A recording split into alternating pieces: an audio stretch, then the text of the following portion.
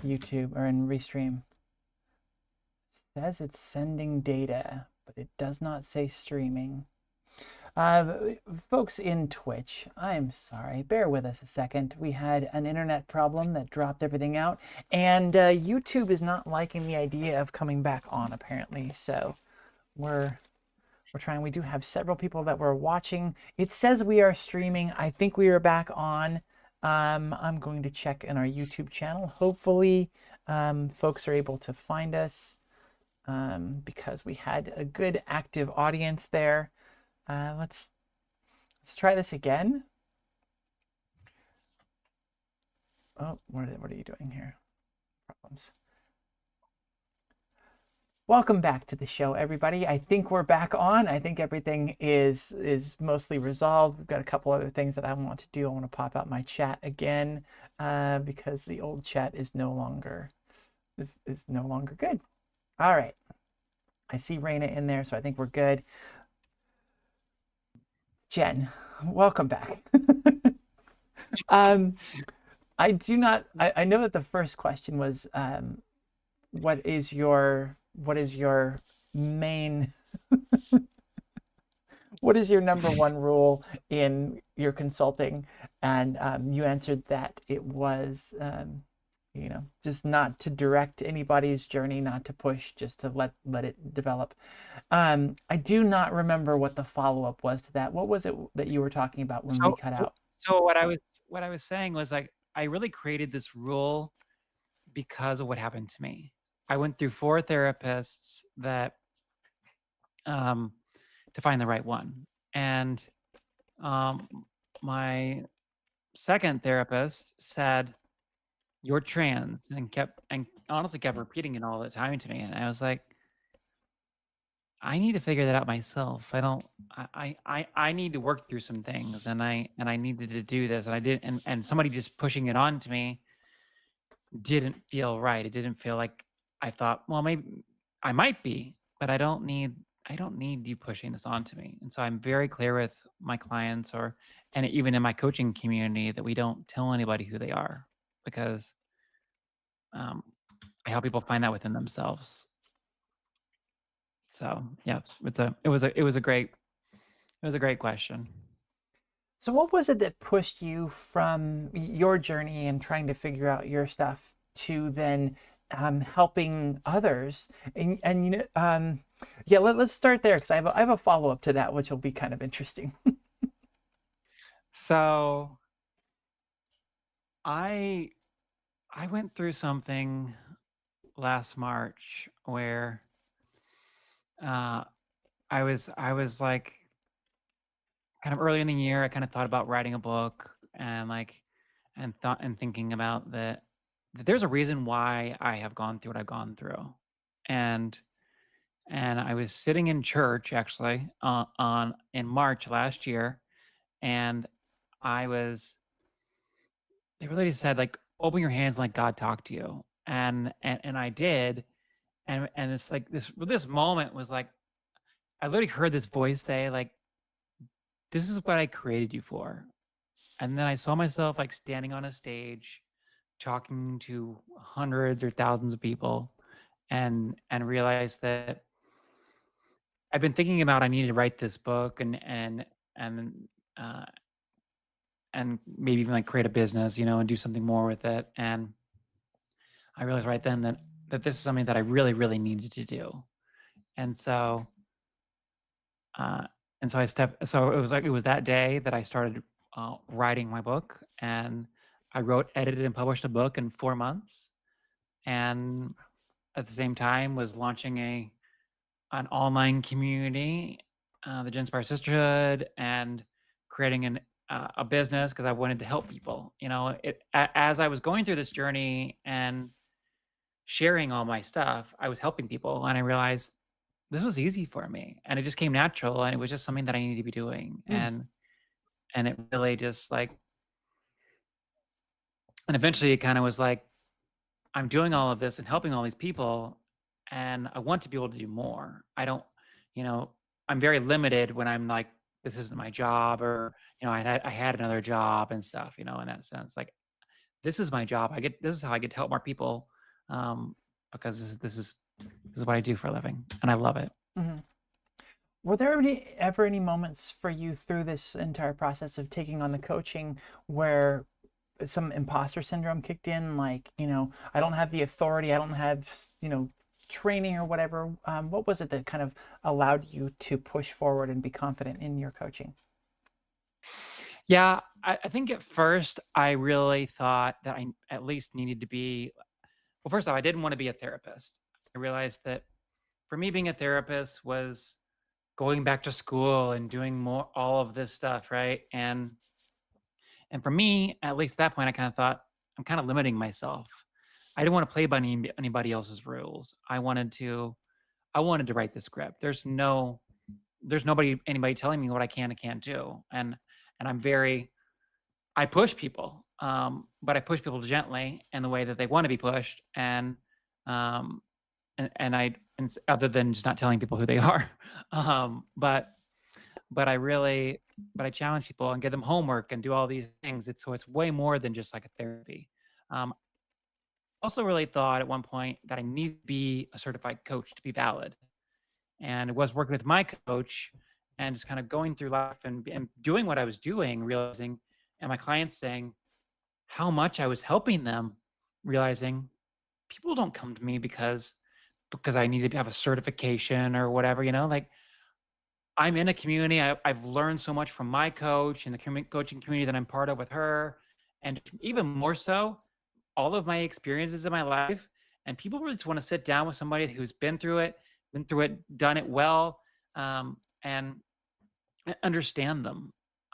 Most of my clients have, almost all of my clients have been through therapy, and they had a therapist. They said, I had a therapist and I worked through some things and did stuff, but they don't understand. I have to try to teach some of my teach, what it means to be transgender or where I'm going through. And when I come and talk to you, I don't have to explain anything.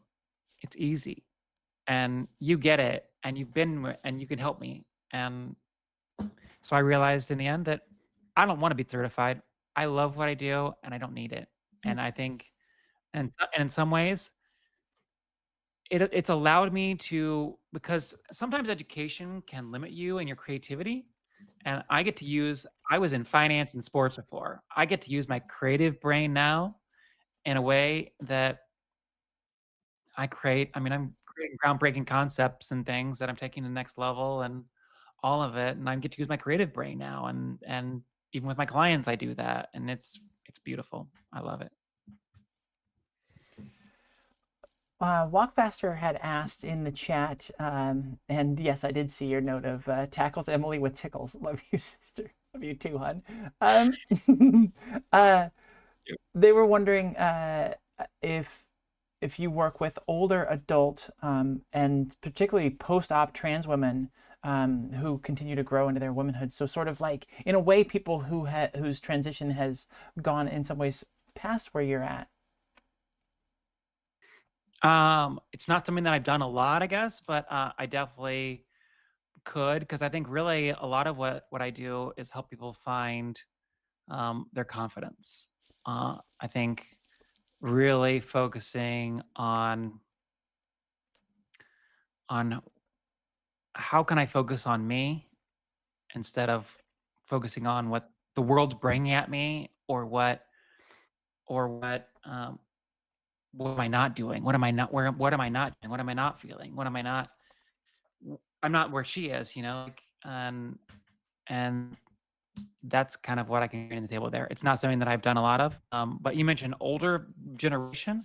A lot of my clients are older. I've had clients that are in their 60s and stuff, and thinking about transitioning, and I think it's beautiful. And people always come to me and ask me like, "What's too old to transition?" And like, am I too old? I feel like I'm too old for this. And I'm like, if you don't feel like you're too old and you have a realistic expectation about where you are and where you can be and what you want, and not like I have to be this supermodel, as 20-year-old supermodel if I'm 60 years old, then go for it. Like for me, I transitioned because because I wanted to feel right internally. And then all the extra stuff just came along, was amazing, but I wanted to feel right and settled inside, and that's why I did it. That's the best reason to do it, in my opinion. I know that was more of an answer than anybody asked for, but sometimes that's what you get with me. So Let's talk a little bit about your Finding Your Gender Equilibrium program. How does that sort of differ than your other approaches, or is that kind of what you've been talking through this whole time? that's kind of mostly what I talk through. And so it's something that I take basically all my clients through. And even if they are thinking they want to transition, I take everybody back through. Really, it starts with like the beginning of your life. Like, what was the first time you thought that your life was different? You were different. You felt different than anybody else. Like, did you cross dress? Did you have these things? And we take it through each step of your life, going and more in depth of than anything you've ever thought. And really, it kind of boils down to the fact that I wrote out this story, and I wrote it out, and I shared that story online back in 2021, and that story continued to grow and grow and grow and grow and grow. And as it grew, I grew in my understanding of who I was. And even when I wrote my book, I took that story and made it bigger and looked more in depth at myself and did all this self-reflection. And I think that was where the power was. So that is what I do with my clients, is take them back through their life and think about, what is this? Why did you do this? And and all these different things. And then I let them ask me everything the next session. And then we take them through this, like, some meditations, and a lot of this big reflection and things, and just challenging everything. And so even if the people want to transition or whatever, they're thinking about it, then it's really still really beneficial, because it can build your confidence and understanding of who you are. And so that's kind of what I do mostly in that way. The other thing that I do offer is I offer people who are transitioning a mentoring. And it's really more almost like what you go through in like a therapy, whatever, where you bring your stuff you want to talk about, and we come talk about it. I can tell you where I've been in my journey. I can share with you, challenge you to explore this, think about this. And so that's a very different thing. That's my mentoring. That's this versus my coaching. Mhm. So yeah. Well, and I like that. Yeah, through your process, you talked about not wanting to go through the schooling and do the whole therapist thing, and then I'm not sure if there's anything with that in coaching with like the rules, the ethics rules there, but I know it would be kind of sticky, it'd be much more difficult to have a sort of session where you sit down and have your client asking you a bunch of questions and sharing fully, openly, and honestly. And it sounds like through your practice, you're able to do that in a way that is really helpful to people. Yeah, it really is. I mean, and yeah, that's why I like it. I don't have to play by anybody's rules. There are no rules for what I do. It's like my vulnerability has always been my secret. It's why I've created the following that I've helped, and it's been how I've helped everybody that I've helped. It's because I can share anything, anything. That's why my book's called Ask Me Anything, because I can share anything. And when people ask me questions, it's not just because they're in a coaching session, right? Like, it's not because they're just curious about it. It's because they're curious about it within themselves, or they're curious about or it helps somehow. It's going to help them in their journey, and it's amazing some of the questions I come up with. So Okay, that's an interesting can of worms. What are some of the really interesting questions? Something maybe you weren't expecting, something that comes up a lot. What are some of those? people, I don't know. People, I mean, I guess they always want to know, like, what was, we've kind of talked about it tonight, like, what is the aha moment? Like, what made you want to transition, or what made you get over the hump? And like, it's mostly that kind of stuff. I don't know why. I think I inflated a little bit there, saying, it's super interesting, but like, yeah, but it was, but mostly it's like, it's those questions that they're wondering themselves, that are like, why, what, what made you do this? Or I guess really a lot of things. It's like, how did your kids take it? Or how did you navigate this with your spouse? Like, because most of my clients have a spouse that they're trying to navigate it with.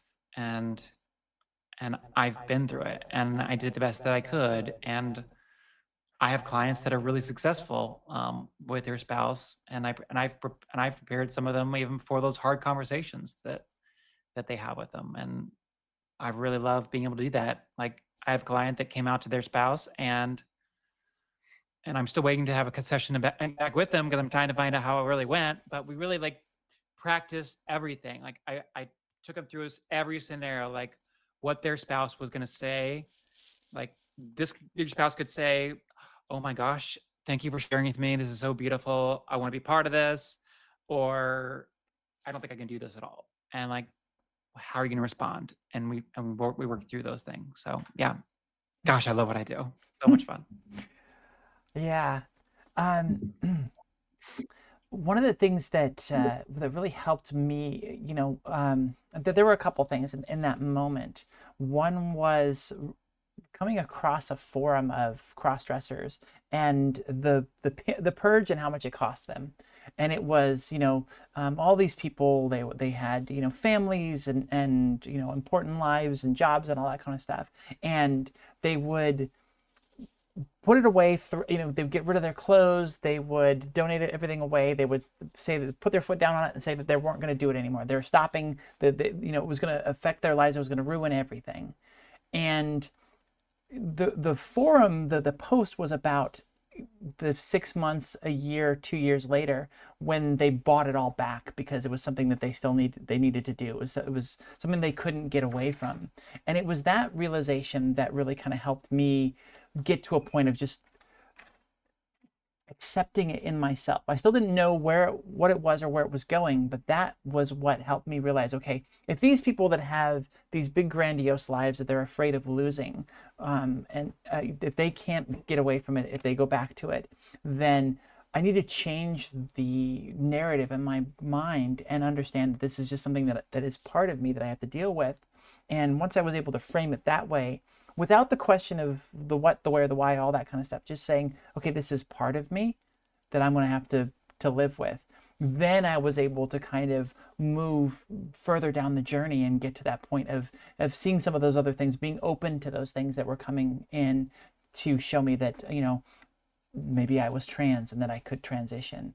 Do you have anything to speak on that? Yeah, everyone goes through that. Like, I feel like that you have to like accept this is at least part of me, and this is not something that can go away anymore. Like, I kept trying to fight it. You mentioning how like people purge and things like that, right? Well, I did things like that. I didn't ever do a full purge. I did a thing where the first thing I did was I was trying to make it work in my marriage, and I said before we have kids, we needed to stop. And so I was gonna dress for 30 days straight in the middle of the night, and that was the first time I did makeup and did these things. Like, to make myself sick of it, like. And it took me 40 days straight, and getting about 2 hours of sleep each night. Make myself literally sick, and it really was challenging, and it was important. It was hard. I grew a lot, learned a lot about how I could dress better, or do all these things as well at the same time. But 2 weeks later, she was gone. I was back at it again. Mm, Most people think, that, oh, I can purge it away and it'll come, and I can just get rid of this side, and it just yeah. doesn't happen.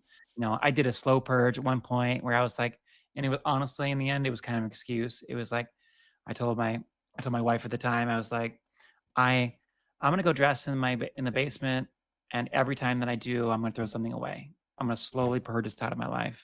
And I did it until it became extremely hard. And I really felt like I was killing Jen. I was killing this part of this big piece of myself. And that was one of those kind of moments that where I was like, this is part of who I am.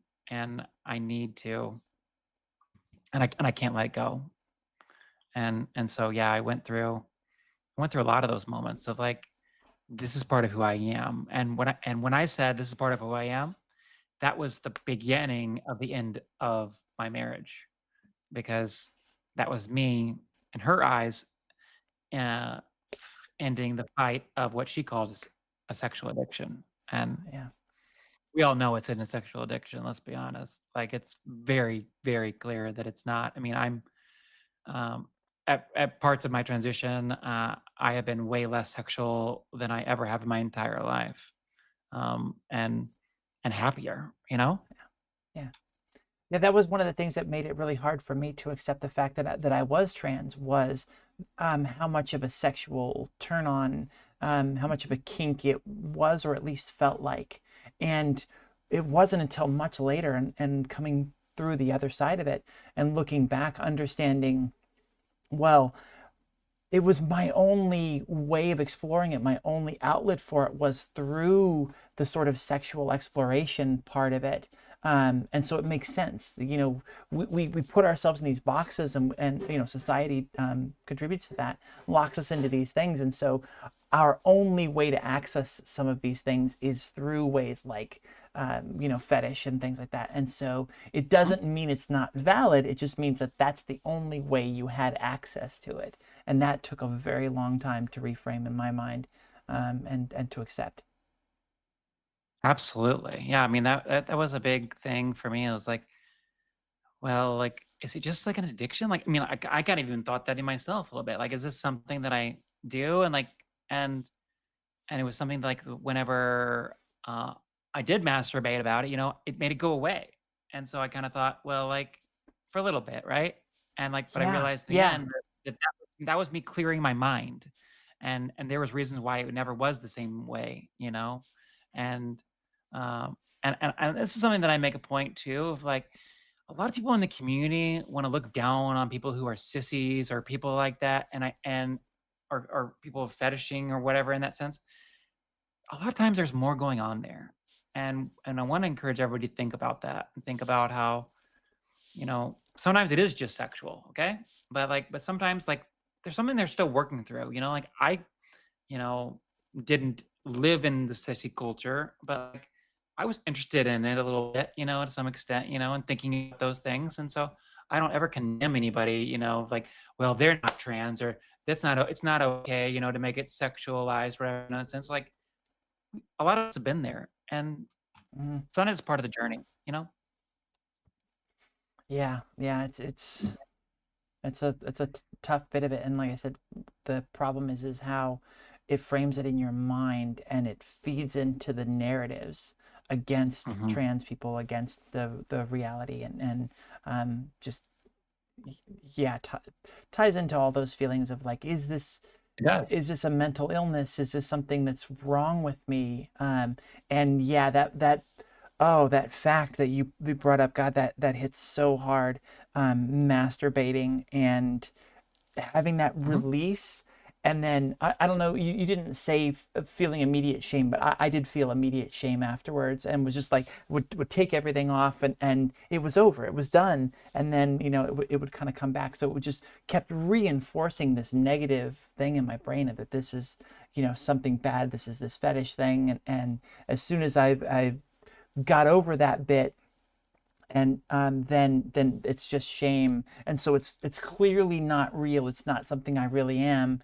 And yeah, it's Mhm. just all of that twisting of this thing that we feel like we can't access, and it's not something we should access. And so we put it in this tight little box, and then find those ways to confirm that bias. Yeah, we really do, and, like, yeah, What? and you talk about shame, like, I think it did bring up a little bit of shame, I guess. Like, I was never really, really big into shame, I guess, or not allow myself to think that, but the shame, like, I guess in the sense that, yeah, right after masturbation, like, I don't need I don't need this at all, get this off me, like, and so I guess there was a shame in that sense of, like, that, you know, it doesn't feel right anymore, and so maybe that's why I kinda thought it was sexual at some point.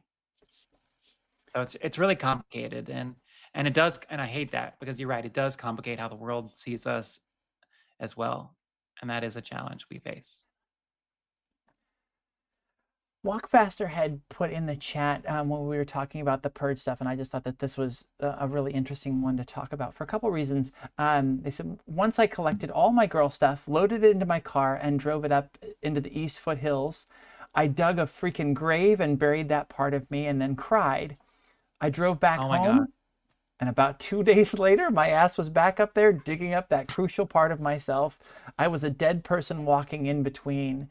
And there's just Yeah. there's so much to mine there. One, that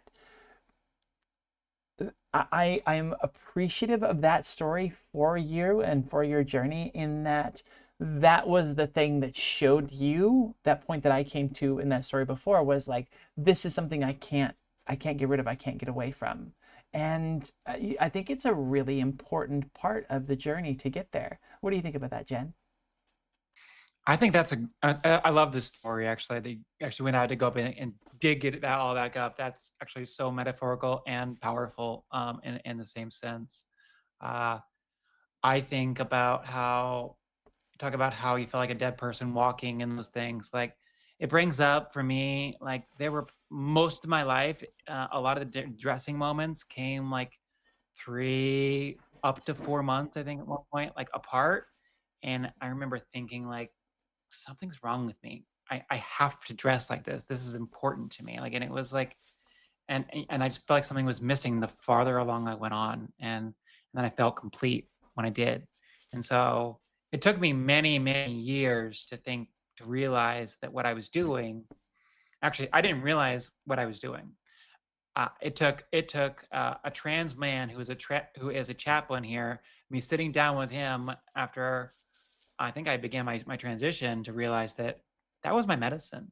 Cross dressing is a medicine essentially for if you are transgender and because you're feeling this comfort, right? Like Yeah. I was like, because I asked him, I said, why didn't I feel like all these other kids do? Like I feel like growing up, I didn't feel like I needed to end my life, or I had to feel this way, I had to be this way, or I was in the wrong body. And he said, if you didn't dress as many times as you did, you likely would have been in that same situation. And I said, because that was your medicine. I said, yeah, that's exactly right. So yeah, I love the story. It's interesting how many people go through the purge and something, because we all think that we can just get rid of it, and it's not that easy. Because if it was that, if you did purge it or whatever, then it was never for you in the first place. Mhm. And I've never heard anybody that ever happened to. Yeah, that And so purged and was I'm able to truly honestly walk too away. Yeah.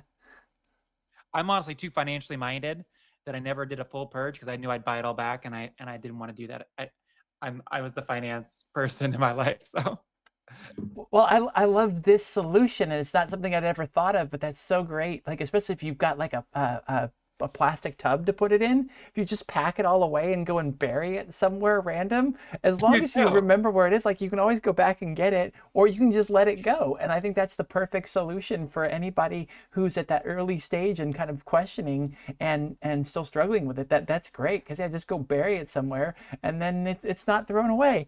Um, God, I I like hope. that, because we've all have gone through those moments where whether it was my slow purge or whatever, like you have those items that you wish you still had, like I had a beautiful dress that I got rid of or something, or and you're like, "Oh, I can't get that back. That stinks."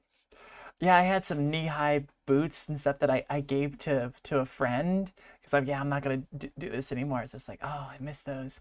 The Yep. one really funny thing that I have, and I don't remember like all the details now that they're starting to fade because I'm getting old, but I have a set of panties. They're probably like five boy short panties that are like kind of satiny, silky, that I have purged probably at least 3 times for different reasons, and then always, like always gone and got them out of the trash, got them out of wherever I it would put them in a bag to go to donate. Well, no, probably just a throwaway, because you don't donate panties. But yeah, there've been multiple times that they have been in the trash, in a bag to go Oh into the wow. trash, whatever. Where like at first I bought them because it was like an easy sort of like maybe Hmm. my partner would sort of accept these kind of a thing and not think anything of it because they're shorts or whatever.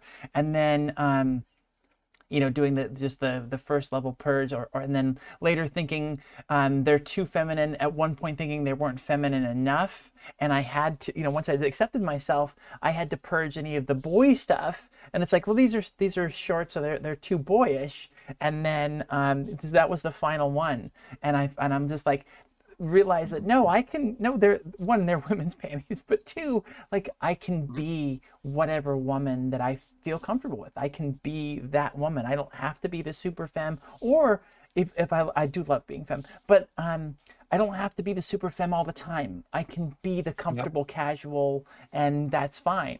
And so, of like all of my wardrobe, they're the ones that I think have lasted the longest, and they were the ones that have been thrown away the most. 3 times. Yeah, yeah, yeah. It's so funny. Oh my God. Wow, that is really funny. Yeah, it's you talk about like being like super femme or not having to be super femme all the time. Like for anyone who's going through it or thinking about things, like I was I was the dress girl. I literally said when I went to transition, I was only gonna wear dresses. Like everybody's like, "No, you're not. That's ridiculous." And I was like, "Psh, you don't know me. Like, you should go look at my social media and stuff. Like, all I wear are dresses." And I was just wear a dress all the time, right? Like, and I could do casual and I could go dressy and stuff, right? And and through my transition, as I've become more confident with myself, I have most of the time I am pretty casual, and and I found confidence in that and that femininity in that. Hmm. And the other thing you talked about was like different clothes or things like that. Like I still have a lot of my former wardrobe. Occasionally I will play with something, throw it on because now that I feel more feminine, look more feminine, like there's nothing I mean, like women, cis women, wear masculine things or men's stuff all the time, whatever, and nobody thinks anything of it. And so I kind of reclaim some of those things. And when I look at it, and I'm like, I just look like I just look like a woman with a guy's shirt on or something, and it's super fun to kind of play with in that sense too. And that's real power when Hmm. you can own what you have, where you've been before, and say, "No, this is me." It's a really beautiful moment. Hmm. Yeah, I haven't gotten to the place of being able to wear like super masculine clothes, with the exception of like I've got a hoodie that was always Yeah, that kind of stuff. way too big on me for some reason, and felt kind of silly wearing it in boy mode. But now that I'm in girl mode and I can wear a pair of short shorts and like looks like I've got no pants on, it's just like it's this cute thing. It's very fun. Um, but That's fun. um, oh, my brain today. Um, I did want to talk a little bit about some of the things we talked about before the show. You talked briefly about this, and hopefully this is enough of a charger for you to help you remember. You talked about finding happiness before transition. What is some of that work that you do, and how do you help people with that? So my term that I coined is gender equilibrium, and it's where your life and your gender identity balance. And I really believe that I would have done if my ex would have done anything to try and um, understand, be kind, like and not just like hateful towards who I was, then I would have tried to find a way to balance that. And I believe that people can find a way to try and balance their life before they even transition. Doesn't mean it's always going to work, and doesn't mean that your gender equilibrium doesn't change. But but I would have changed how I was doing things a lot. I definitely wouldn't be where I am now. I literally said to her, I said, I just need to get to a point where right now, at least where I'm at, I need to get to a point where you could at least you buy yourself a lip gloss, you could buy me one. And she said, "That's offensive. I can't believe you'd say that to me." I was like, "Well, okay." And so I stepped back and said the same thing about a few months later.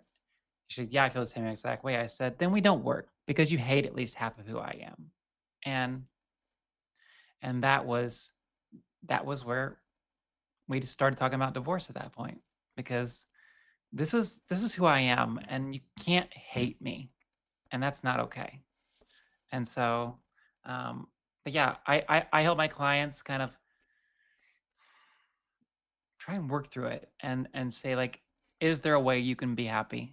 And if there's not, then how can we start telling the people in your life, your wife or whatever that is, about who you are Mhm. and helping you find whatever your happiness looks like. So that's the balance. What do you do for your clients? How do you navigate that talk you have? You came out to your spouse and tried to work through it, and they were a hell no, hard no, and they left. So many of our trans brothers and sisters go through a very similar experience. But then there are other so many, so it's always a spectrum. There are so many other things in between that can happen where the person has a really hard time with it, but can be sort of helped through the situation. How do you help your clients navigate those sort of things where they don't have the hell no, but it's sort of a steep uphill battle? And how do you work with their spouses, and how do you navigate that?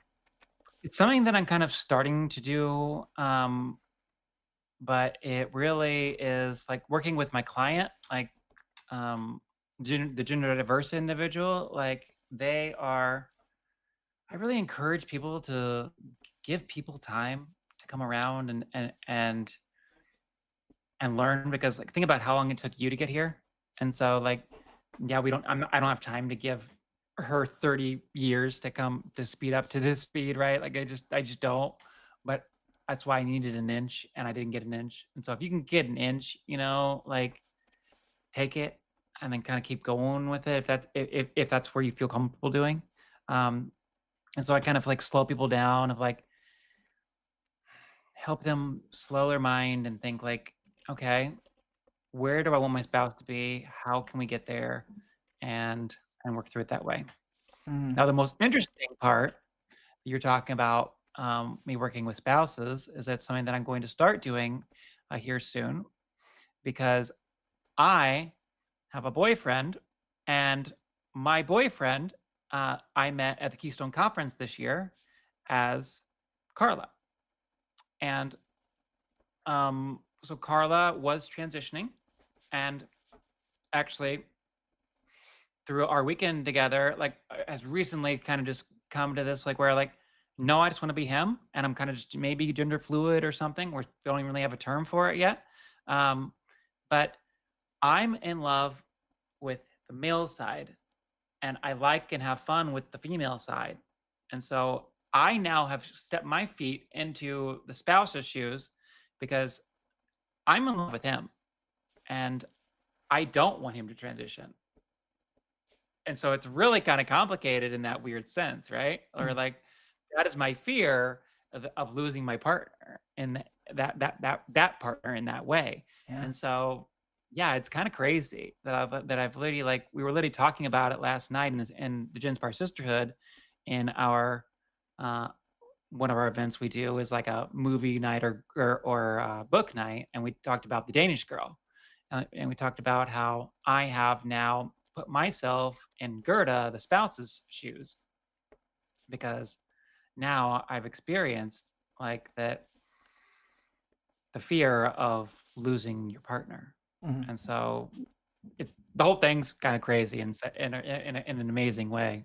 So it's another stage of my journey that I'm going through, and now we'll be able to help spouses in that way too.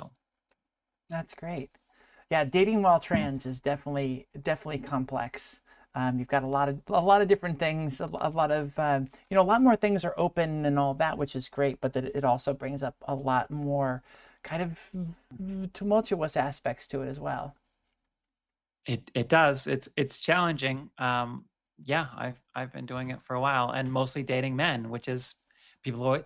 One of the things people are most interested with me is how like I only dated women before, and now I mostly date men, and they're like, "How did you make sense of all of that?" And uh, it gets kind of crazy to some extent, you know. Like I really thought that I was a straight man, and then I thought I was a straight woman, and now I'm pan because like I've dated men, women, trans women, and trans men, and so like um, I think we kind of like we talk about expectations, like where like you have this expectation for yourself, and like this is how it is. Every single thing that I've said, this is how it is something that I've gone back on, pretty much like everything, and yeah. So it's the whole journey is a journey, and let it roll, people. That's what I tell you. Well, Let it roll because I've really enjoyed my sexual journey for a couple reasons. One, I've been afraid of like every single step of my transition. Like the next step was always something that was terrifying for me. Um, so it's been a whole long thing. But the one thing I wasn't afraid of was having who I was attracted to change. For some reason I was able to just accept that and go like, whoever I'm in love with, whoever I'm attracted to, I'm attracted to. Like it doesn't matter. That's not going to be a big deal. And that was a big thing for me. The other thing that I find really funny about it was when I came out to my parents, the question I got the most, I got it repeatedly. Are you sure you're not just gay? And I yeah, love that the yeah, way that always is phrased with the word just in it, as if there's like these levels and gay is better. Um, right, and I was never gay. As someone who looked or presented masculine, I had no interest in guys, and it was like as a woman, I was attracted to the idea, I but like no, it was as a woman with a guy I was interested. I wasn't ever interested as someone as a guy or someone presenting mostly masculine with a guy, and then once I got to a certain point in my transition where I felt comfortable in my femininity and I was seen as a woman, then it was just like, okay, yeah, let's go.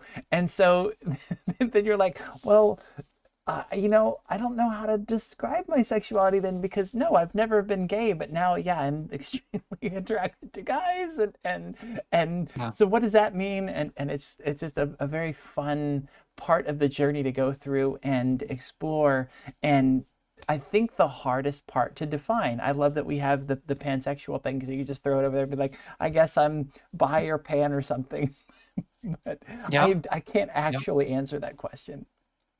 It really is. It really is something that we all almost all of us go through. Like it is the most thing that people reach out to me on Instagram that are interested and want to talk and things like they're like, now or in or my sister community, like reach out and say like, I never thought that I'd like men, and now I'm really interested, and I can't get it out of my mind. Jen, I can't get it out of my mind. It's driving me crazy. And like, and I tell them there's multiple ways this could be. Like some of us think that like there's it makes you feel really really feminine, the idea of being with a man, because that's what our gender stereotypes and gender roles have kind of like made you believe, right? Hmm. But then you also could be just like you could be changing, you could be like bi or pan or something like that, and like that's okay too, but like but sometimes it is just like this is an idea that you have in your mind, and we're all about how feminine can I feel, and there can be a piece of that. So this is something that I kind of work with my clients with as well, and it's a fun interesting topic about like sexuality. It's interesting because we all try to separate sexuality and gender identity through this work that we do, and um, but it still kind of comes together in some fashions, and that's what I try and help people kind of break it apart or understand it. It's all fun, interesting. Hmm. Yeah, Frank Pearson chat just said all the terms are just another box, right? And that Hmm. is the problem and the pitfall that you can fall into a lot of times, is trying to define Yeah, things. And when you find the peace and the ease in your life is when you no longer feel like you have to define it. Like, you can just be who you are, be with who you want to be with, and be attracted to whoever you find attractive, and not right. not have to think about it, not have to define it. Um, definitions and those sorts of things can help you frame and understand it, but getting away from needing to understand it is sort of one of the best steps there. Absolutely. But like you talk about boxes, it's kind of natural for us all to want to be box ourselves a little bit, right? Because And when you're in a box, there are other people in the box with you, and you feel yeah, a sense of because normalization. you feel in community, right? We call ourselves LGBTQIA plus because now we have pride and we're part of this huge community that of hopefully mostly love, right? And so you can feel in part of that. When we put ourselves into smaller boxes, it kind of make you feel more in touch with your identity. I don't really have an issue too much with you boxing yourself, but just don't be stuck on one box. Like, like you may change your box, and that's okay. And so that's kind of where like, well, but I was straight, like, well, so maybe you're not now. Like, or maybe you were wrong. Like, that's okay, like, and it's okay to explore. And I think that's one thing that I've really learned through this life and my recent everything is like that exploration is and very, very important. And um in all fashions, gender identity, sexuality is something that I'm still kind of exploring a little bit at times, because I'm not even fully putting myself in the pan box right now. Like, I mean, I think that's where I'm at, but I mean, why does it? I don't have to limit myself, And Yeah, if you want to redefine your own box or throw it out the box, then great, like however you need to be, do it. yeah. Frank Pierce had also said before, and I let this one kind of slide into the past in the chat a little bit because it's such a big topic. There's so many different ways we could take this. They asked, "What do you say to a spouse who wants their husband back, quote unquote?" So that suggests to me that this is somebody that has been giving some inches, has been, trying to accept Mhm. and try to go along with the journey, and then gets to a point of that feeling of longing or loss for what was before, and kind of wanting to go back. What do you sort of say to someone who's dealing with that? That's hard.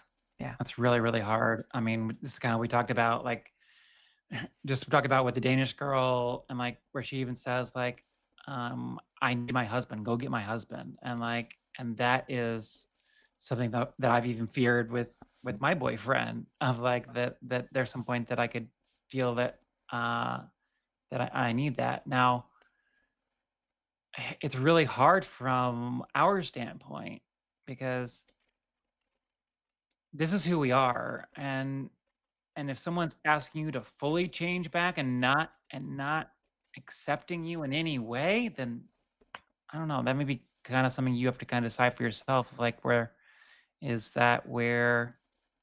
this where you want to be anymore? I mean, that's the hardest question that there is, but is that really where you want to be anymore? Um, but if it's like, if your partner's still showing that they want to understand and they're okay with you being you in the way that you're comfortable, in a way you're comfortable with, being part-time or whatever that is, then that's something that you can explore as well. But that's a Yeah, really, and really that hard question.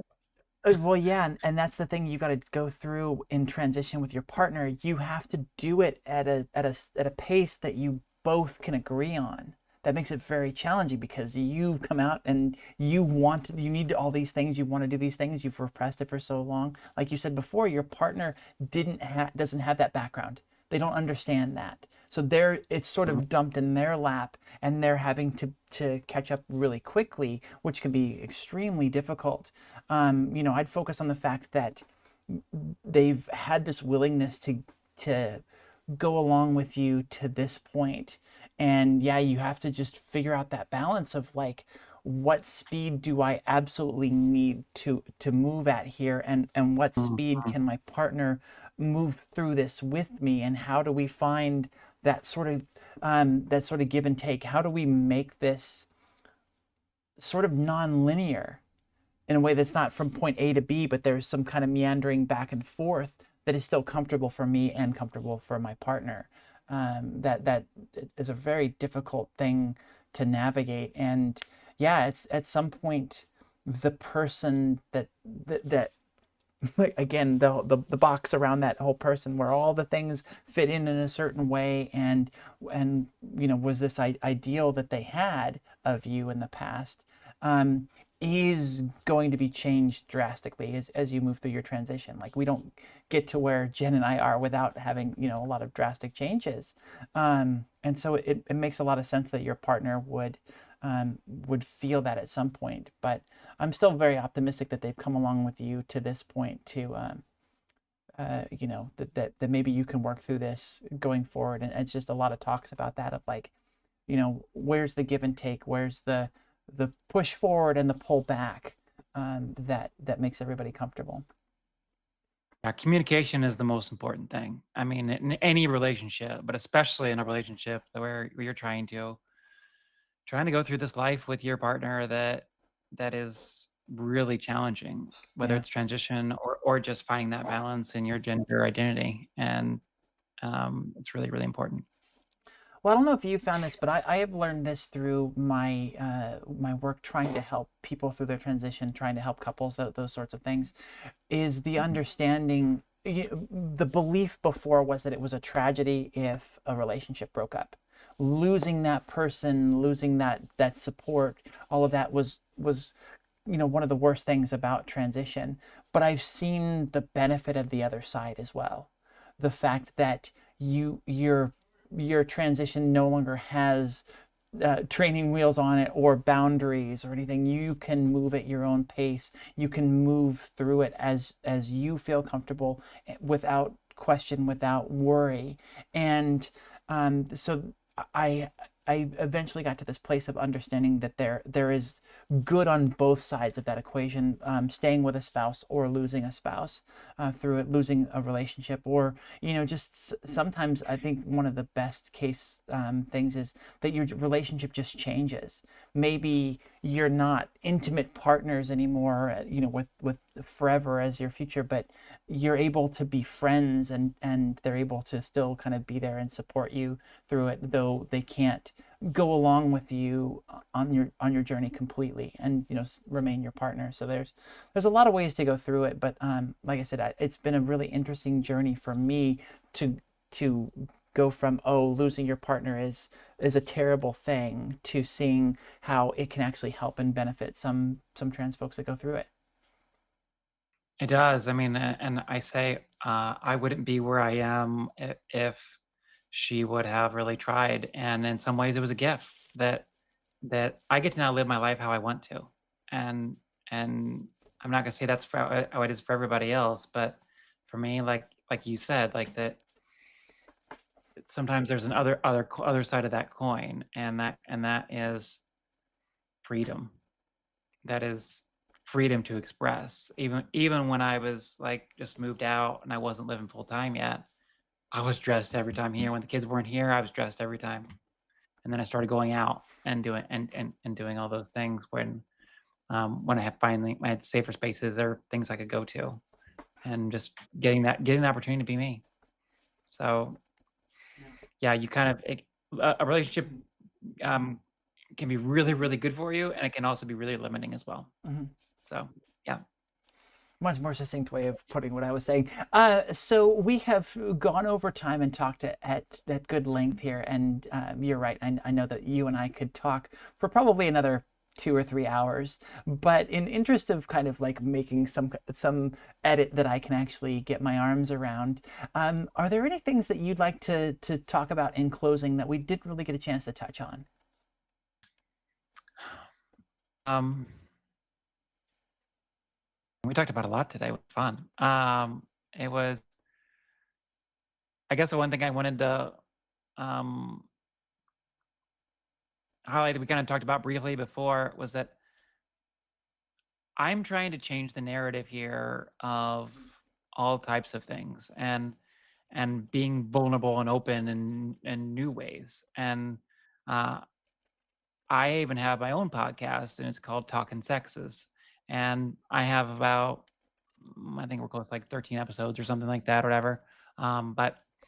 But we've now taken a break because it's me and a trans man, and because really we're giving two sides of the gender equation and talking about the questions that everyone's always been interested in, like the questions people think about but they won't say out loud. Like one of my fun ones was like, why does my guy get so freaked out when I don't orgasm during sex? Like we literally get into like crazy freaking stuff, and it's fun, it's funny, it's interesting, and it really makes people think about things. So it's almost like you have two trans people that are very open and are very interested in sharing both sides of their life. So it's like almost having like four co-hosts. So it's a really super interesting thing. I'm looking for a trans man that's open and open about talking about sex and everything else it is. So if anybody knows anybody, please reach out. I'm still trying to find that right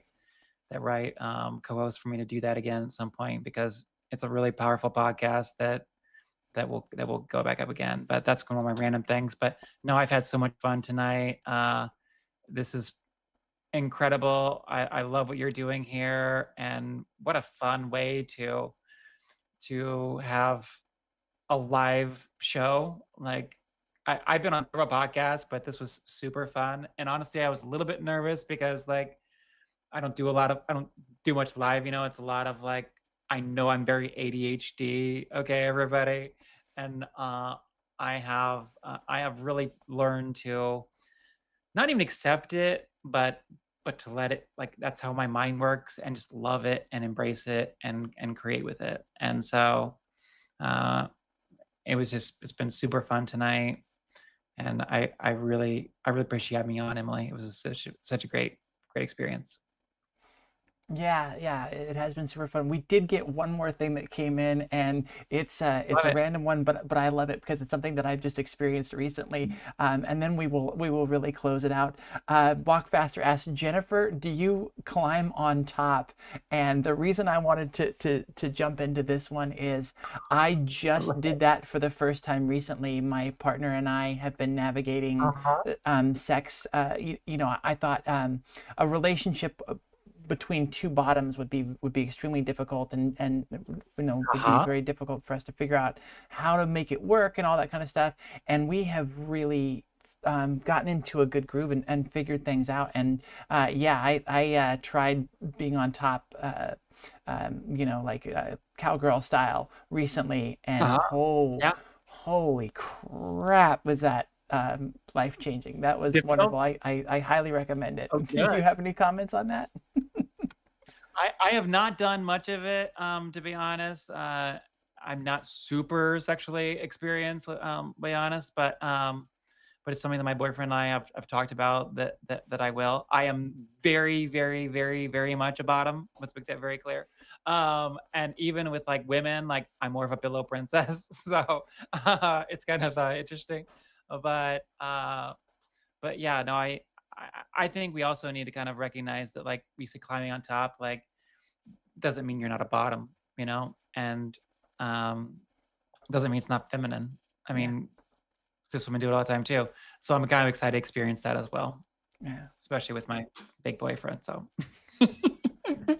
I love the question. I like that we're getting. I like sexy talk. It's fun too. So it's good.